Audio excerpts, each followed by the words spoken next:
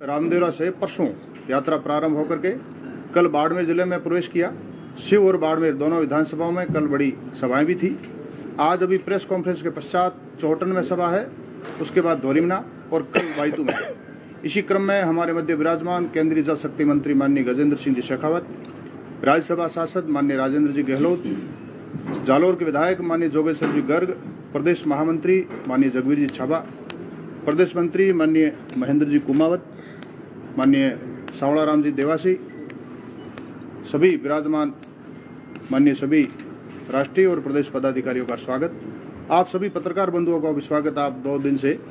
हम सबका सहयोग भी कर रहे हैं और कोऑपरेट भी कर रहे हैं। अब माननीय मंत्री जी से निवेदन है कि आप प्रेस को प्रारंभ कराएं। भारतीय जनता पार्टी बाड़मेर जिले द्वारा आयोजित इस प्रेस वार्ता में मेरे साथ उपस्थित बाड़मेर भारतीय जनता पार्टी परिवार के मुखिया और जिलाध्यक्ष आदरणीय स्वरूप सिंह जी, संसद के साथ ही वरिष्ठ नेता राज्यसभा सांसद आदरणीय राजेंद्र गहलोत जी, पार्टी के महामंत्री आदरणीय जगबीर छाबा जी, आदरणीय सावड़ा राम जी, आदरणीय महेंद्र जी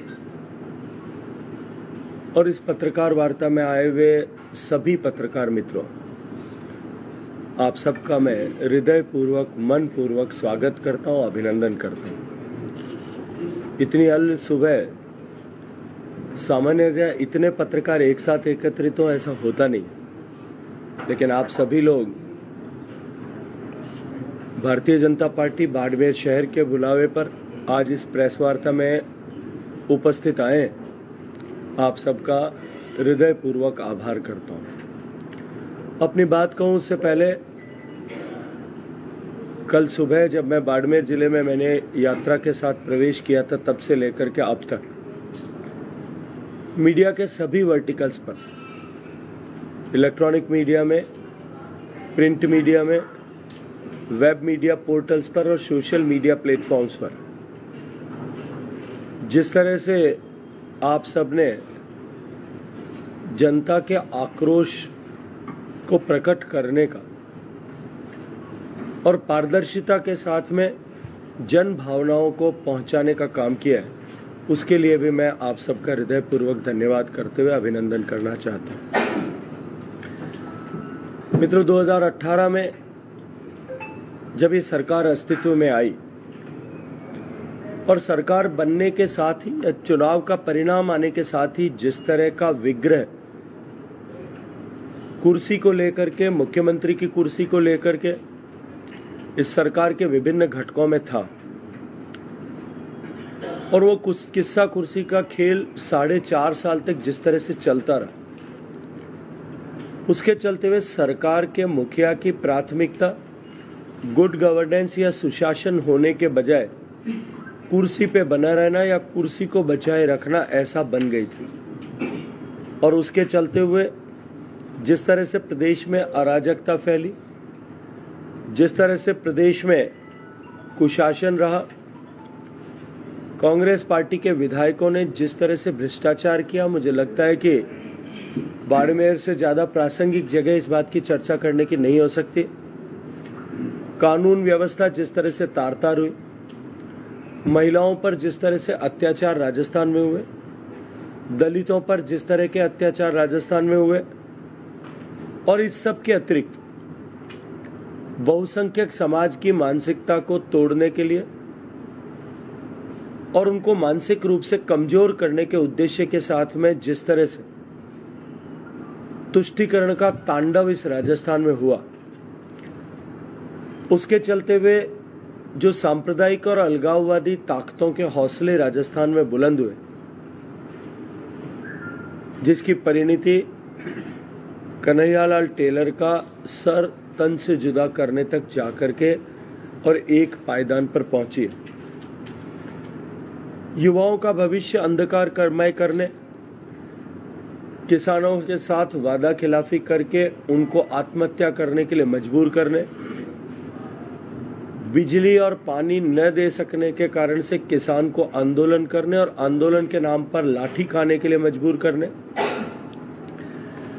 पानी मांगने पर लाठी देने, बिजली मांगने पर लाठी देने, न्याय मांगने पर लाठी देने, पेपर लीक के खिलाफ जांच करने की मांग करने पर लाठी मारने, वीरांगनाओं का अपमान करने वाली इस सरकार के विरुद्ध भारतीय जनता पार्टी ने जन आक्रोश के आकलन के लिए प्रदेश भर में 1 लाख किलोमीटर की यात्रा गत वर्ष प्रारंभ करके की थी।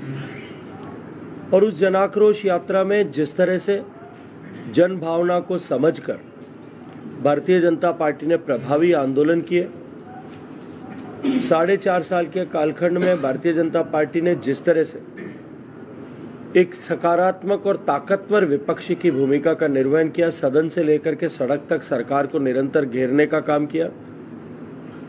अब क्योंकि चुनाव मुहाने पर है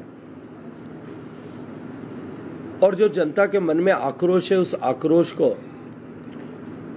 इस परिवर्तन का सूत्रधार बनाने के लिए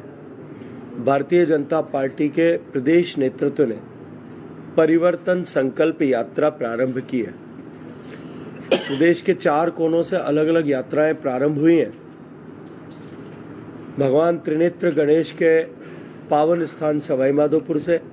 2 तारीख को आदरणीय जेपी नड्डा जी के पावन उपस्थिति में, 3 तारीख को सुदूर वनांचल में डूंगरपुर में बेणेश्वर धाम से,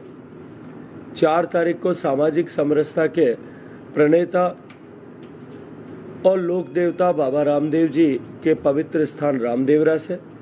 और चौथी यात्रा कल 5 तारीख को पूर्वी राजस्थान में हनुमानगढ़ जिले में गोगामेड़ी पवित्र स्थान से प्रारंभ हुई है। ये चारों यात्राएं 9000 किलोमीटर का दूरी तय करके राजस्थान के सभी 200 विधानसभाओं में जाएगी। जो परसों यात्रा प्रारंभ हुई थी वो रामदेवरा से रात में जैसलमेर में एक विशाल सभा के साथ में पहले दिन का समापन हुआ। कल दूसरे दिन जैसलमेर से रवाना होकर के देवीकोट, फतेहगढ़, शिव और उसके बाद में भाड़का होते हुए रात को बाड़मेर पहुंची थी। आप में से बहुत सारे लोगों ने साक्षी भाव से उसे देखा है किस तरह का प्रचंड जन समर्थन जो है इन यात्राओं को मिल रहा है। सभी 50 विधानसभाओं में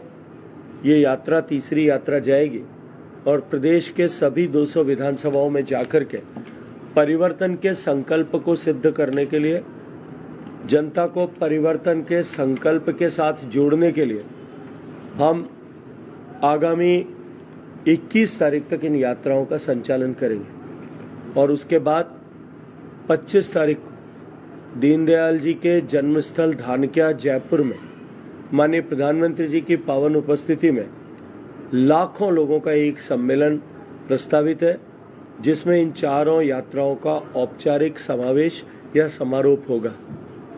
मित्रों, जिस तरह से जैसा मैंने कहा कि राजस्थान में जिस तरह के हालात पिछले 4.5 साल में बने, भय, भूख और भ्रष्टाचार की राजनीति जिस तरह से राजस्थान में की गई, एक तरफ सरकार के मुखिया और सरकार का ध्यान प्रशासन पर न होने के चलते हुए और सरकार की लाचारी के चलते हुए सरकार के कारकुन और विधायकों के संरक्षण में जिस तरह से माफिया राज पनपा, राजस्थान जो शांति और सौहार्द का प्रदेश था, वहां कितनी तरह के माफिया राजस्थान में पनपे। जमीन माफिया, डीजल माफिया, खनन माफिया, शराब माफिया, अफीम तस्करी का माफिया, बजरी का माफिया, मंदिरों की संपत्तियों को हड़पने का माफिया, अनेक तरह के माफिया इस राजस्थान में पनपे। गैंगवारों के चलते हुए राजस्थान में 7,500 से ज्यादा निर्दोष लोगों की जान गई। 2 लाख से ज्यादा महिलाओं के साथ में अत्याचार और अपमानजनक घटनाएं हुई। जिस राजस्थान की पहचान शौर्य, सम्मान और संस्कृति से थी, रानी पद्मिनी और रानी रंगा देवी के जौहर से थी, मीराबाई की भक्ति और कर्माबाई के खिचड़े से थी, उस राजस्थान को देश की रेप कैपिटल बनाने का पाप इस तरह का अशोक गहलोत सरकार ने किया। आज प्रतिदिन 17 से लेकर के 19 एवरेज रेप के मुकदमे राजस्थान में होते हैं। लेकिन सरकार और सरकार के मुखिया इन विषयों को लेकर के जिस तरह के फौरी बयान देते हैं, कभी ये कि क्योंकि मुकदमे ज्यादा इसलिए होते हैं क्योंकि आधे से ज्यादा 56% मुकदमे फेक होते हैं। पहला स्टेटमेंट मुख्यमंत्री जी ने दिल्ली में दिया था। फिर दूसरा, दिल्ली जाकर के उन्होंने स्टेटमेंट दिया कि राजस्थान में ये मुकदमे ज्यादा इसलिए होते हैं कि राजस्थान के इन मुकदमों के पीछे घर परिवार के लोगों का, नाते रिश्तेदारों का ही हाथ होता है। फिर उसके बाद में उन्होंने एक फौरी तौर पर मुकदमा जो है बयान देते हुए कहा कि राजस्थान में मुकदमे ज्यादा होते हैं इसलिए है कि हम ज्यादा मुकदमे रजिस्टर करते हैं। और बाद में उनके मंत्रियों ने जिस तरह के बयान दिए, जिस तरह की अनर्गल टिप्पणियां की, राजस्थान की संस्कृति को, राजस्थान के शौर्य का अपमान करते हुए कहा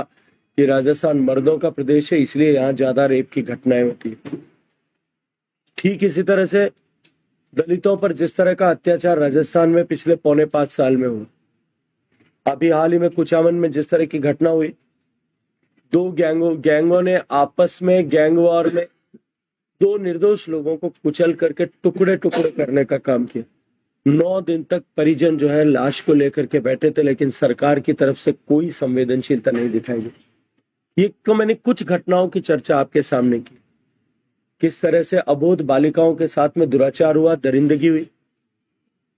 रेप, बलात्कार करने के बाद, गैंगरेप करने के बाद उनको तड़पा करके मारा गया और जिंदा कोयले की भट्टी में जला दिया गया। बच्ची के साथ में दरिंदगी करने के बाद में उसे गला दबा करके मारने की कोशिश। और इस सब के अतिरिक्त बहुसंख्यक समाज की मानसिकता को तोड़ने के लिए और उनको मानसिक रूप से कमजोर करने के उद्देश्य के साथ में जिस तरह से तुष्टीकरण का तांडव इस राजस्थान में हुआ, उसके चलते हुए जो सांप्रदायिक और अलगाववादी ताकतों के हौसले राजस्थान में बुलंद हुए, जिसकी परिणति कन्हैयालाल टेलर का सर तन से जुदा करने तक जाकर के और एक पायदान पर पहुंची है। युवाओं का भविष्य अंधकारमय करने, किसानों के साथ वादा खिलाफी करके उनको आत्महत्या करने के लिए मजबूर करने, बिजली और पानी न दे सकने के कारण से किसान को आंदोलन करने और आंदोलन के नाम पर लाठी खाने के लिए मजबूर करने, पानी मांगने पर लाठी देने, बिजली मांगने पर लाठी देने, न्याय मांगने पर लाठी देने, पेपर लीक के खिलाफ जांच करने की मांग करने पर लाठी मारने, वीरांगनाओं का अपमान करने वाली इस सरकार के विरुद्ध भारतीय जनता पार्टी ने जन आक्रोश के आकलन के लिए प्रदेश भर में 1 लाख किलोमीटर की यात्रा गत वर्ष प्रारंभ करके की थी। और उस जन आक्रोश यात्रा में जिस तरह से जन भावना को समझकर भारतीय जनता पार्टी ने प्रभावी आंदोलन किए, 4.5 साल के कालखंड में भारतीय जनता पार्टी ने जिस तरह से एक सकारात्मक और ताकतवर विपक्षी की भूमिका का निर्वहन किया, सदन से लेकर के सड़क तक सरकार को निरंतर घेरने का काम किया। अब क्योंकि चुनाव मुहाने पर है और जो जनता के मन में आक्रोश है, उस आक्रोश को इस परिवर्तन का सूत्रधार बनाने के लिए भारतीय जनता पार्टी के प्रदेश नेतृत्व ने परिवर्तन संकल्प यात्रा प्रारंभ की है। प्रदेश के 4 कोनों से अलग अलग यात्राएं प्रारंभ हुई हैं। भगवान त्रिनेत्र गणेश के पावन स्थान सवाई माधोपुर से 2 तारीख को आदरणीय जेपी नड्डा जी के पावन उपस्थिति में, 3 तारीख को सुदूर वनांचल में डूंगरपुर में बेनेश्वर धाम से, 4 तारीख को सामाजिक समरसता के प्रणेता और लोक देवता बाबा रामदेव जी के पवित्र स्थान रामदेवरा से, और चौथी यात्रा कल 5 तारीख को पूर्वी राजस्थान में हनुमानगढ़ जिले में गोगामेड़ी पवित्र स्थान से प्रारंभ हुई है। ये चारों यात्राएं 9000 किलोमीटर का दूरी तय करके राजस्थान के सभी 200 विधानसभाओं में जाएगी। जो परसों यात्रा प्रारंभ हुई थी वो रामदेवरा से रात में जैसलमेर में एक विशाल सभा के साथ में पहले दिन का समापन हुआ। कल दूसरे दिन जैसलमेर से रवाना होकर के देवीकोट, फतेहगढ़, शिव और उसके बाद में भाड़का होते हुए रात को बाड़मेर पहुंची थी। आप में से बहुत सारे लोगों ने साक्षी भाव से उसे देखा है, किस तरह का प्रचंड जन समर्थन जो है इन यात्राओं को मिल रहा है। सभी 50 विधानसभाओं में ये यात्रा तीसरी यात्रा जाएगी और प्रदेश के सभी 200 विधानसभाओं में जाकर के परिवर्तन के संकल्प को सिद्ध करने के लिए, जनता को परिवर्तन के संकल्प के साथ जोड़ने के लिए हम आगामी 21 तारीख तक इन यात्राओं का संचालन करेंगे और उसके बाद 25 तारीख को दीनदयाल जी के जन्मस्थल धानक्या जयपुर में माननीय प्रधानमंत्री जी की पावन उपस्थिति में लाखों लोगों का एक सम्मेलन प्रस्तावित है, जिसमें इन चारों यात्राओं का औपचारिक समावेश या समारोह होगा। मित्रों, जिस तरह से जैसा मैंने कहा कि राजस्थान में जिस तरह के हालात पिछले 4.5 साल में बने, भय, भूख और भ्रष्टाचार की राजनीति जिस तरह से राजस्थान में की गई, एक तरफ सरकार के मुखिया और सरकार का ध्यान प्रशासन पर न होने के चलते हुए और सरकार की लाचारी के चलते हुए सरकार के कारकुन और विधायकों के संरक्षण में जिस तरह से माफिया राज पनपा, राजस्थान जो शांति और सौहार्द का प्रदेश था, वहां कितनी तरह के माफिया राजस्थान में पनपे। जमीन माफिया, डीजल माफिया, खनन माफिया, शराब माफिया, अफीम तस्करी का माफिया, बजरी का माफिया, मंदिरों की संपत्तियों को हड़पने का माफिया, अनेक तरह के माफिया इस राजस्थान में पनपे। गैंगवारों के चलते हुए राजस्थान में 7,500 से ज्यादा निर्दोष लोगों की जान गई। 2 लाख से ज्यादा महिलाओं के साथ में अत्याचार और अपमानजनक घटनाएं हुई। जिस राजस्थान की पहचान शौर्य, सम्मान और संस्कृति से थी, रानी पद्मिनी और रानी रंगादेवी के जौहर से थी, मीराबाई की भक्ति और कर्माबाई के खिचड़े से थी, उस राजस्थान को देश की रेप कैपिटल बनाने का पाप इस तरह का अशोक गहलोत सरकार ने किया।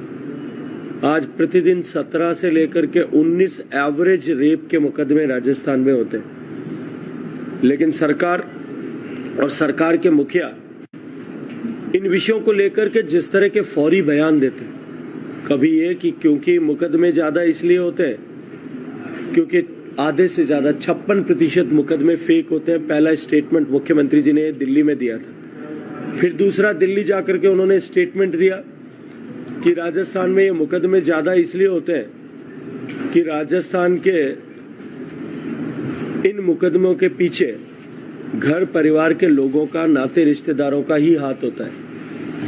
फिर उसके बाद में उन्होंने एक फौरी तौर पर मुकदमा जो है बयान देते हुए कहा कि राजस्थान में मुकदमे ज्यादा होते हैं इसलिए है कि हम ज्यादा मुकदमे रजिस्टर करते हैं। और बाद में उनके मंत्रियों ने जिस तरह के बयान दिए, जिस तरह की अनर्गल टिप्पणियां की, राजस्थान की संस्कृति को, राजस्थान के शौर्य का अपमान करते हुए कहा कि राजस्थान मर्दों का प्रदेश है इसलिए यहाँ ज्यादा रेप की घटनाएं होती है। ठीक इसी तरह से